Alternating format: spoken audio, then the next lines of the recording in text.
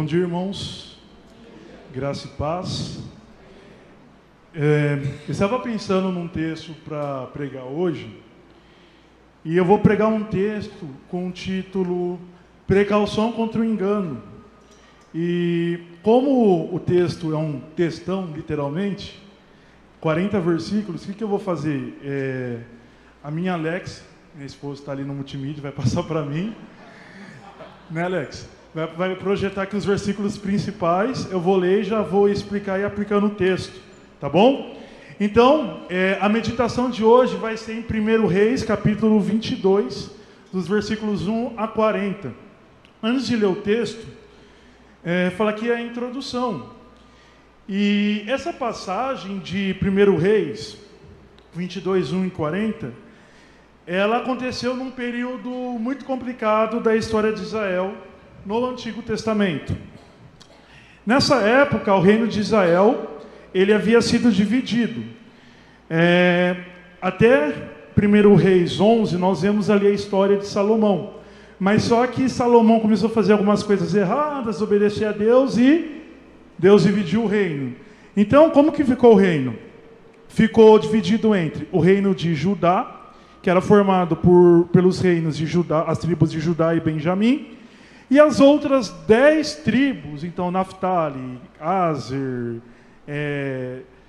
Zebulon, várias das tribos lá de Israel formaram o reino do norte.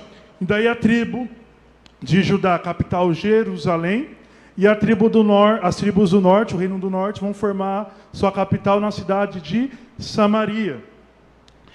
E enquanto que o reino de Judá, ele teve oscilações, então teve reis que eram tementes a Deus e reis que não eram tementes a Deus. Então, é até comum em reis, né? E fulano de tal, o rei fulano de tal fez o que era certo aos olhos do Senhor. E o rei fulano de tal fez o que era mal aos olhos do Senhor. Então dava essa oscilada no reino de Judá. Porém, o reino de Israel já era totalmente perverso, porque não teve um rei que a Bíblia elogiou no reino do norte. Eram todos reis pagãos. E nessa história, na história de 1 Reis 22, vai contar a história aqui de 2 reis, mas o personagem principal aqui é um dos reis mais conhecidos da história de Israel, que foi Acabe, né? Até achei engraçado, estava estudando essa passagem, um comentarista falou: acabe com a maldade antes que ela acabe com você. Trocadilho com a palavra. Mas Acabe, ele era casado com uma princesa fenícia chamada Jezabel, uma das mulheres ali mais conhecidas da Bíblia, né? E também uma das mais cruéis, uma das mais perversas. E a Jezabel, irmãos, ela vai incentivar o paganismo em Israel. O que ela vai fazer? Ela era uma adoradora de um deus chamado Baal, então ela vai incentivar o culto a Baal. Porém, o culto a Baal, e junto com o culto a Baal vinha todo um pacote de idolatria, então adorava a esposa de Baal, Astarote, o filho de Baal, então tinha Deus para todo tipo ali no paganismo deles. E o culto a Baal incluía adivinhação, incluía feitiçaria, incluía prostituição cultual, incluía automutilação, as pessoas ficavam se automachucando para conseguir o favor dos deuses, e também sacrifício de crianças, eles queimavam crianças para adorar, conseguir o favor dos deuses ali. E tudo isso a Jezabel incentivou com o apoio do marido, né? Eu já vi alguns pastores falar que Acabe, ele era um homem banana nas mãos da mulher. A mulher fazia o que queria e ele só falava amém, mesmo ela levando Israel para o mal.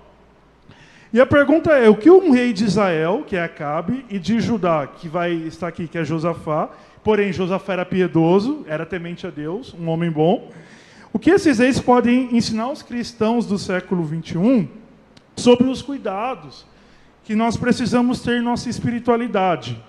Como que as suas ações podem nos ajudar a nos precaver de sermos enganados? Para começar, eu vou ler o verso 1 e 2, tem aí? Fala assim: durante 3 anos não houve guerra entre a Síria e Israel. Mas no 3º ano, Josafá, rei de Judá, foi visitar o rei de Israel. Bom, primeira lição aqui que eu quero trazer é: cuidado com quem você compartilha a sua vida íntima. A pergunta é, como assim cuidado com quem você compartilha a sua vida íntima? Vamos entender aqui. O texto diz, então, que Josafá ele foi visitar Acabe. Então, Acabe era um rei ruim e Josafá era um rei piedoso. Quando nós vamos para a 2 Crônicas 18, verso 1, que é uma passagem paralela, fala que Josafá ele foi visitar Acabe porque eles fizeram uma aliança.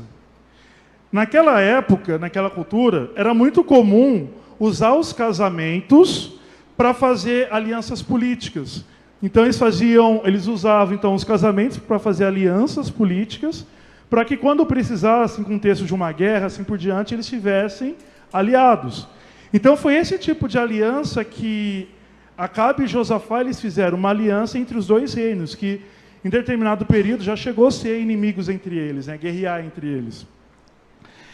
Porém, mesmo eles fazendo essa aliança, como é que eles fizeram essa aliança? Casando seus filhos, Então, o filho de Acabe, Joorão, vai casar com Atália, que era a filha de Acabe o filho de Josafá, que era Joorão, vai casar com a filha de Acabe, que era Atália.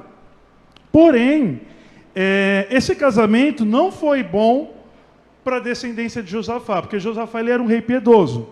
Mas esse casamento, essa aliança que ele fez com Acabe, não foi bom para a sua descendência. Porque a Bíblia mostra que que os descendentes de Josafá, eles vão seguir as mesmas práticas dos reis de Israel.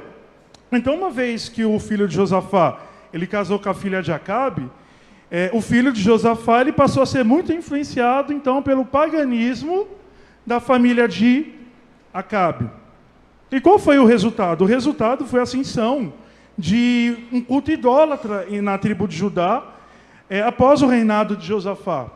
Tem alguns textos, como 2 Reis, capítulo 8, 2 Reis, capítulo 11, e 2 Crônicas, capítulo 21, que vão mostrar os pecados dos descendentes de Josafá mais próximos, então, filho e neto. Como o filho dele, o rei Joorão, e o neto de Josafá, o rei Acasias. O rei Joorão, ele vai se casar, então, como eu disse, com a princesa Atália, filha de Acabe.